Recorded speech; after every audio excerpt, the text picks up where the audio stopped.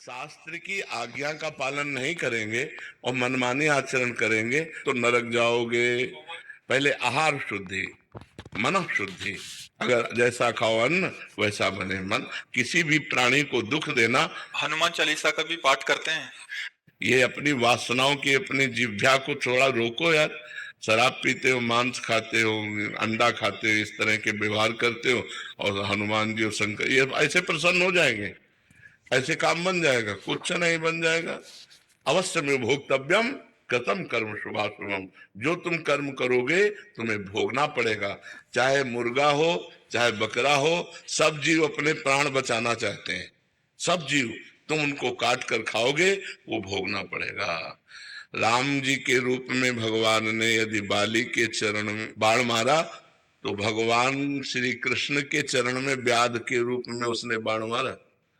देखो ना, लीला देखो। भगवान ने अंतिम अपनी लीला जो श्री कृष्ण ने लीला है वो यहां संपन्न की कि भगवान के चरण में व्याध जो है बाण मार रहा है।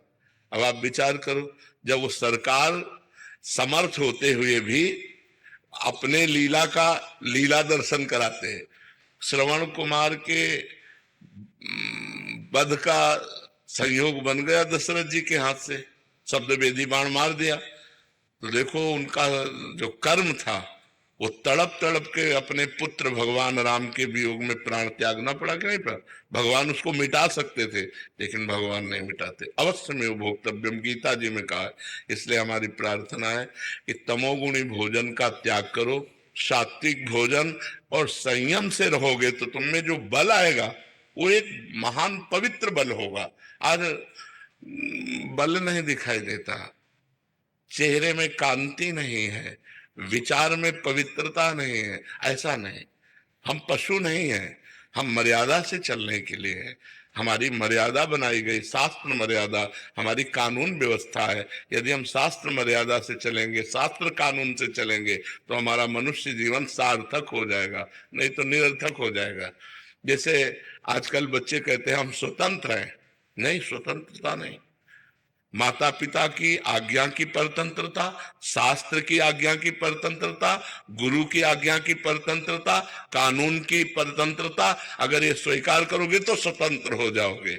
अगर मनमानी करोगे तो परतंत्र हो जाओगे। मनमानी स्वतंत्रता नहीं होती, मनमानी इंद्रियों की परतंत्रता होती है। जो इंद्री कहती वही हम कहते हैं। आप अपने को स्वतंत्र समझते हैं इंद्रियों के गुलाम, मन के गुलाम, तो स्वतंत्रता कहाँ है? स्वतंत्रता तब होगी जब हमारी बात पुनः समझ ले, शास्त्र आज्ञा के अधीन चलोगे, गुरु के अधीन चलोगे, संतों की वाणी के अधीन चलोगे, भगवान शास्त्र और संतों के रूप में विराजमान है, तो आप स्वतंत्र हो जाओगे, माया मुक्त हो जाओगे। तो आचरण और भोजन, ये दो का बहुत बड़ा योग है।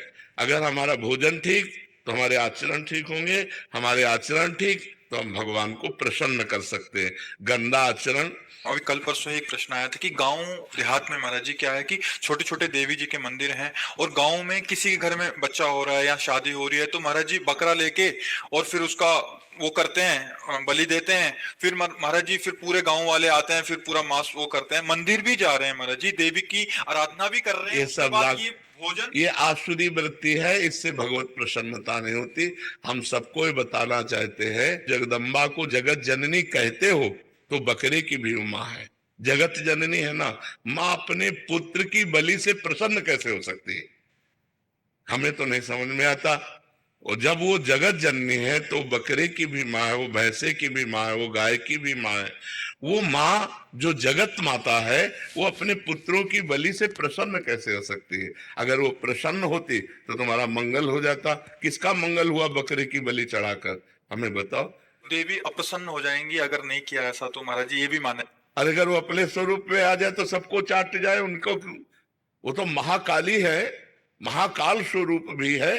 तो वो दुष्टों का संहार करने के लिए रूप माता जी ने धारण किया, वो दुष्टों का खून पिया। जो संसार के पवित्र जीवन जीने वालों के लिए वो मृत्यु काल रूप थे। जैसे महिषासुर, शुम्भ निशुम्भ, रक्त बीज, माता जी ने इनका श्रृंगार किया। इन बकरी बकरों का थोड़ी श्रृंगार करने से माता जी प्रसन्न हो जाती है। ये तो मूर्खता है, कोरी मूर्खता है। कभी माता जी प्रसन्न नहीं होती। हमें लगता है कभी ऐसे कार्य नहीं करने चाहिए और ये सोचो कि माँ प्रसन्न हो जाएंगी, मुझे ऐसा नहीं लगता। माँ ऐसे नहीं, कुपुत्रो जायते क्वचिदपि कुमाता न भवति। माता जी तो तब प्रसन्न होंगी जब सब पर दया करने लगो, सबको सुख पहुंचाओ, नाम जप करो, अच्छे आचरण करो, तो जगदम्बा प्रसन्न हो जाएगा। अगर फिर से उनको प्रसन्न करना है महाराज जी, और ये प्रथा चली है, और जैसे किसी के घर में पुत्र देखो शास्त्र में